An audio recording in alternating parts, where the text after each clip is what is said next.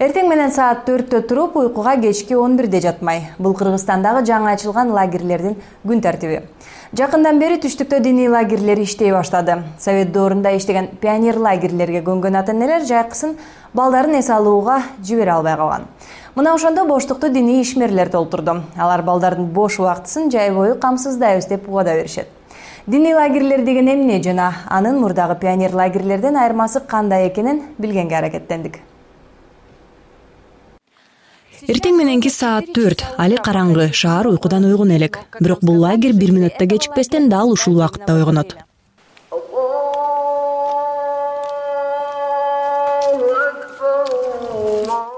Эртең мененки азан бул пионер лагеринде Сурнайдын үнү сыяктуу.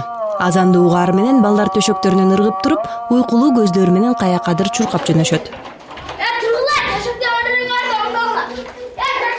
Жуунуп тазалануу короонун ичинде өтөт. Кайсыл жер бош болсо, ошол жерде даарат алышат. Жуунгучтун жанынан орун албай калгандар кумгандарын көтөрүп жөнөшөт. Эң башкысы даарат алуунун эрежесин так сактоо.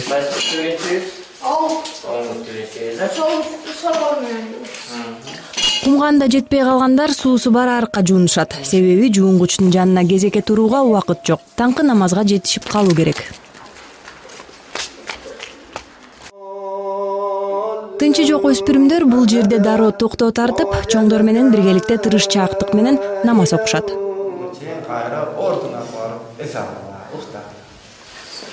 Уйкудан ойгонгондоруна 1 саатта боло элек. Бирок пионер жетекчисинин милдетин аткарган устаз кайрадан жатып эс алууга буйрук берет.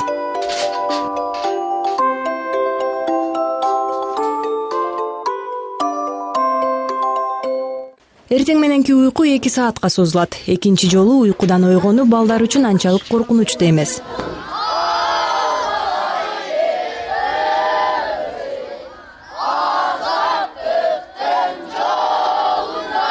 Катарга тизилүү мамлекеттик гимн менен башталат. Жан чачындуу аба ырайы гимнди да эртең мененки көнүгүүнү да аткарбай коюуга себеп боло албайт.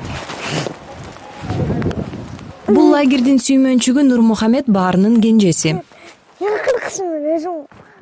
Өзүнөн чоң балдар аны аяп мамиле жасашат. Ал эми Нурмухамед ага чоңдор сыяктуу мамиле жасашын каалайт. Бул лагердеги балдардын жаш курагы ар түрдүү. 7ден 17 жашка чейин. Бир үй бүлөдөй болуп жашашат. Бул жылы лагерге барууну каалагандардын саны 2 эсе көп болду. Ал үчүн ашкананы кеңейтүүгө да туура келген.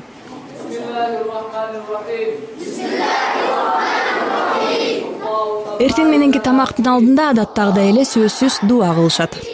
Ата-энелер өздөрү суранып, балдар жайында бекер ойноп жүрбөсүн деп чогулуш кылышып өздөрү баланын тамагын көтөрүп берсе, окутуп бериш бизден болгон да. Жыйынтыгында 1 айлык лагердин чыгымы ата-энелер үчүн $50 түзөт. Ал эми окуу жана көңүл ачуу программаларын уюштуруу медресенин эсебинен жүрөт. Ата-энелер ыраазы, ал тургай балдарынын бул жерде калуу мөөнөтүн 1 сентябрга чейин узартууну сунушташат. Мурун анча-мынча жумшасаң, апа муну ойнойм, анан тиги бу деши. Азыр Бек мырза менен усап кел балам, торпокто айдап кел десең, жүгүрүп барып болуптур апа. Азыр деп чуркап. Бирок баары бир эң негизгиси шаарда башка жайкы эс алуунун жоктугу. Балдардын эс алуусун уюштурууга медресе кызматкерлеринен башка эч ким чындап киришкен жок. Бул лагерь балдар үчүн гана, кыздар күндүз гана келишет. Башка класстарда бөлүнүп окушат. Окуу программасы балдардыкындай эле: исламдын тарыхы, Куран, араб алфавити. Булар деле лагерь сыяктуу келип атышат, бирок жатакана жок үчүн каттап окушат да. Бүт өзүбүздүн тегеректерибизден келип аткандар бар. Жайкы сарафандар, кыскашымдар, юбкалар лагердин дарбазасынын сыртында калууга тийиш. Каалагандай кийинүүгө болбойт. Ал тургай журналисттерге дагы бул эрежени сактоону сунушташат. Биринчи жолука экинчи жолдун учун алып келип туруп, анан чогуу карматып туруп, анан мынтип туруп иголкага сайып коебуз да. Жана иголкаңарды бөлүп турган. Сиз ушундай салынып деле кете берсеңиз болот. Муш жарашты. Кыздар кандай жарашты? Жаш көрсөтүп коет да жолуктагычы. 5 ирет окулуучу намаз, ислам мыйзамдары, дуа кылуу. Бир гана күндүзгү эс алуудан соң аларга ойноо жана сууга түшүү үчүн 1,5 саат убакыт берилет.